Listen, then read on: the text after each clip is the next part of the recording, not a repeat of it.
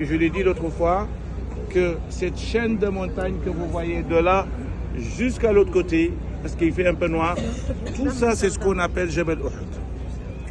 D'accord? Donc c'est pas seulement une montagne, c'est une chaîne de montagnes.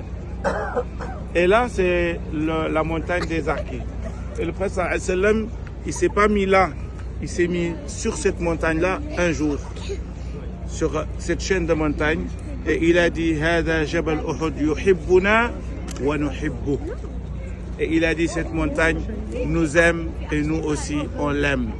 Et le prophète sallallahu alayhi wa sallam, il a dit cette montagne fait partie des montagnes du paradis. C'est-à-dire si vous allez monter là-dessus, Inch'Allah, tout à l'heure, c'est-à-dire vous êtes déjà au paradis, comme lorsque vous serez à Rawda, c'est comme si vous êtes au paradis parce que cette montagne fait partie des montagnes du paradis.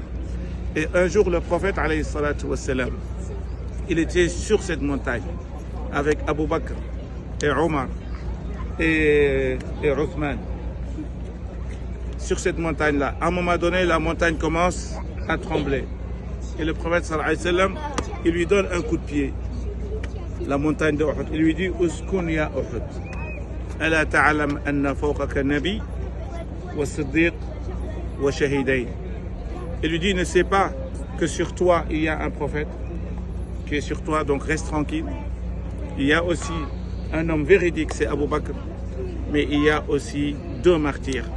C'est-à-dire le prophète sallallahu alayhi wa sallam savait que Omar et Othman seront plus tard des martyrs, ils vont être assassinés.